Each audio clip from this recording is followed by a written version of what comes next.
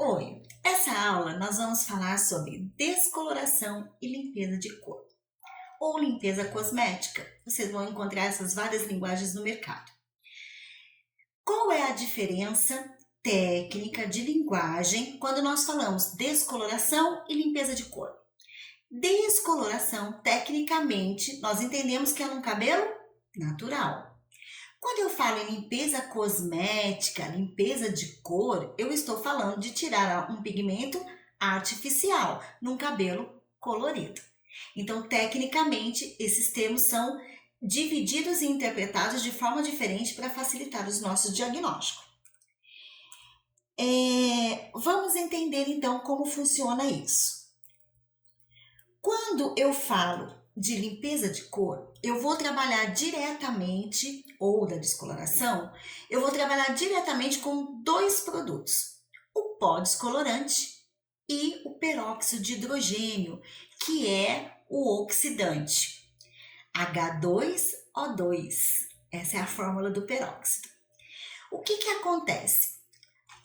O oxidante, ele tem a capacidade de limpar, de fazer um arrasto dos pigmentos naturais ou dos pigmentos artificiais do cabelo, revelando para nós um fundo. O fundo que nós vimos na aula anterior. Lembra? Do 1 ao 10, do 1 ao 12, nós temos fundos que são revelados para nós. Essa limpeza, ela é feita por implosão de oxigênio, por implosão de átomos. Quanto mais profundo é a capacidade do oxidante de penetrar na fibra, maior é o arrasto desse pigmento contido nessa fibra, seja ele natural ou artificial. Então, nós vamos falar agora um pouquinho sobre como funciona o oxidante dentro do processo de descoloração. Nós temos no mercado várias volumagens de oxidante. Nós temos o 40 volumes, ou 12% de peróxido, o 30 volumes, ou 9% de peróxido, o 20 volumes, ou 6% de peróxido, e o 10 volumes, que é 3,5% de peróxido. Mas também temos emulsões chamadas reveladoras. Quem são as emulsões reveladoras? Os oxidantes abaixo de 10 volumes.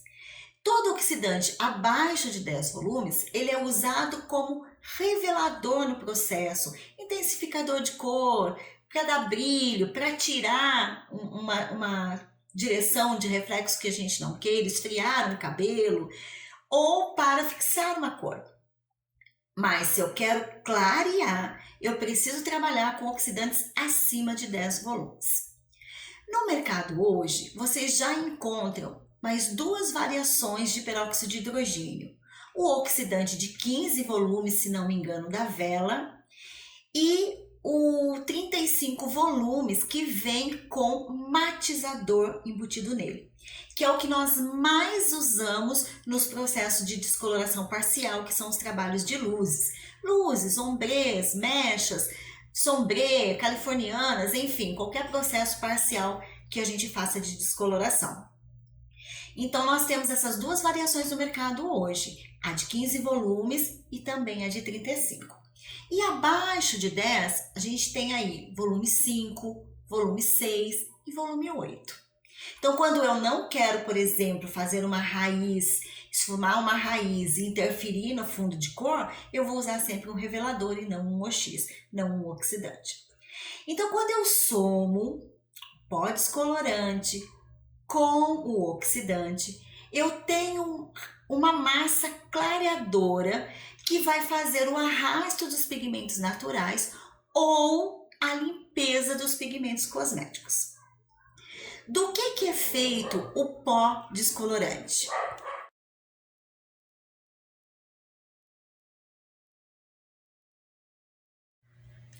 O pó descolorante, ele tem uma predominância na sua construção do persulfato de sódio ou persulfato de amônio. Esses números de persulfatos que vêm variam de empresa para empresa. Eu tenho empresas que trabalham com 2 persulfatos, tem empresa que trabalha com 1 persulfato e tem empresa que trabalha até com 3 persulfatos. Então, quando você vê uma empresa falar assim, o meu pó descolorante clareia 6 tons, o meu pó descolorante clareia até 8 tons, é porque ele trabalha com bases ativas diferentes na sua composição. Então, muito cuidado quando vocês usarem o descolorante de uma marca e acabou no meio do processo vocês vão usar o descolorante de outra marca, porque pode acontecer de o arrasto não ser igual em função dessa composição química. Muito cuidado quando vocês trocam de marca no salão. Ah, você fazia o cabelo daquela cliente e ficava perfeito o loiro dela, e quando ela volta você trocou de pó. E aí não fica mais tão perfeito. Por quê? Porque de repente na composição química daquele produto há uma diferenciação de ativos e tem persulfatos a menos ou a mais. E aí você pode realmente ter problemas adversos, reações adversas no seu processo de limpeza de fundo. Então é muito importante você ter o hábito de ler a composição química dos seus produtos, bem como a associação do pó descolorante com o peróxido de hidrogênio. Eles também mudam. Nós temos oxidantes em 3 níveis no mercado. Nós temos a água oxigenada, que é muito líquida e hidrata pouco. Temos a oxigenada cremosa, que é muito densa, hidrata muito, mas tem poder de penetração menor. E temos a emulsão reveladora, que é o equilíbrio entre aquosidade e cremosidade. Isso muda, Ana Lídia, muda tudo. Por exemplo, se eu uso uma coloração com uma oxidante cremosa, provavelmente essa coloração ela é mais líquida, porque o oxidante vai fazer a compensação. Outra coisa muito importante quando se fala de descoloração é a mistura. Lá no curso completo de colorimetria, a gente vai fazer muito passo a passo. E aí nos passo a passo vocês vão ver exatamente como que a gente prepara isso. Mas aqui eu vou deixar uma dica. O pó descolorante, ele é alcalino na escala de pH, nós vamos estar falando disso. O peróxido de hidrogênio é ácido. Quando eu misturo o pó descolorante ao peróxido de hidrogênio, eu estou misturando um ácido com um alcalino. Essa mistura, além de química, ela tem fatores físicos de preparo.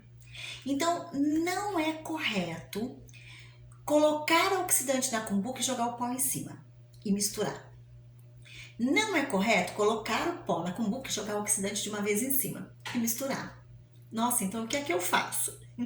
Você vai fazer uma mistura gradual, lenta, homogênea, processual. Você vai colocar o pó na cumbuca e vai colocar a medida do oxidante lentamente, obtendo uma massa cremosa, uma mousse. Muitas vezes você já preparou o pó descolorante e ele ficou subindo, esfervescente. Por quê? Prepara errado. Quantidade maior de oxidante, menor de oxidante, maior de pó, menor de pó, ou velocidade de preparo errada. Já aconteceu comigo já, de você preparar o pó descolorante, ele fica parecendo um peeling arenoso, totalmente parecendo areia, peeling, peeling, peeling. Parece que está estragado o pó descolorante. Não é, é preparo, velocidade de preparo, medida de oxidante errada, medida de pó errado. Olha como medida e preparo caminham juntos. É o que a gente falou lá na introdução, né? Os 10 passos do nosso diagnóstico. Técnica de aplicação já começa no preparo do produto, ok? Então, muita atenção na hora de preparar o produto. Então, existe maneira correta. Eu preciso obter um creme, obter uma massa, obter uma mousse e não ficar batendo igual uma clara de ovo, tá? Não pode. Então, medida vai ser fundamental no nosso processo. Vocês também vão observar que à medida que o oxidante aumenta de volumagem, ele vai de 10 a 40, ele muda de corzinha. Algumas empresas trazem essa característica. Lá o seu 10, 20 volume é bem leitosinho, bem branquinho. E quando você chega no 30, no 40, ele é mais amarelado. Ah, minha oxidante está estragada? Não. É porque a base hidratante é mais intensificada e como a proteína ela é amarela, né? A gente sabe que a queratina ela tem essa derivação colorida amarela, ela dá essa amarelada no seu oxidante. Então não está estragado, tá? É base hidratante mais intensificada porque o arrasto vai ser maior. Outra questão que eu quero deixar aqui, outra dica. Às vezes você compra o pó descolorante e quando você abre o pote ele tá empedrado, duro. Aí você fala assim, puxa, estragou meu pó descolorante. Isso tem a ver com armazenamento. Então por isso que é importante que você deixe os seus produtos ventilados. Posso guardar num armário fechado? Pode, mas tem que se assegurar de que não há umidade naquele lugar. Não vai ter luz, mas também não vai ter umidade, né? Então pode ter nenhuma das duas coisas. Então, se acontecer isso com seu pó descolorante, não se desespere. Simplesmente faça um furinho no seu pacote e deixe o ar entrar, o oxigênio entrar. E aí você vem amassando ele todinho e ele vira um pó fino novamente. Então não está estragado, ok? Só foi um endurecimento por armazenamento. Ele se assegura de não estragar. Então olha quanta dica, anota tudo isso e agora não vai ter mais erro na hora de fazer o processo. Então, como funciona o oxidante num processo de descoloração e também de coloração? Por implosão de átomos. Cada volumagem tem uma implosão. O que é uma implosão? É quando um prédio entra no chão, né? É o quanto ele vai para dentro do solo. E o oxidante vai fazer isso no cabelo, ele vai para dentro da fibra. Olha nossas primeiras aulas lá, tricologia, morfologia. Ele vai atravessar a cutícula, e a cutícula se divide em três, né? Epicutícula, endocutícula, exocutícula. Olha quantas cavadinhas ele precisa passar. Aí ele tem uma medula para interferir nesse processo, ele tem o córtex, que também é macrofibrila, microfibrila, protofibrila, espirais de átomos. Isso está lá na aula de Química Capilar do curso completo. Então, é um caminho enorme que esse pó descolorante tem que fazer. É um caminho enorme que essa coloração tem que fazer. Então, o oxidante ele tem ação ativa no processo de descoloração. E ele ainda vai ter que atravessar toda essa barreira, ir lá no córtex, no coração do cabelo e limpar os pigmentos naturais. E de acordo com a volumagem, vai ser a quantidade de pigmento retirado. Então, lembra que nós falamos na aula anterior, eumelanina, feomelanina e tricosiderina?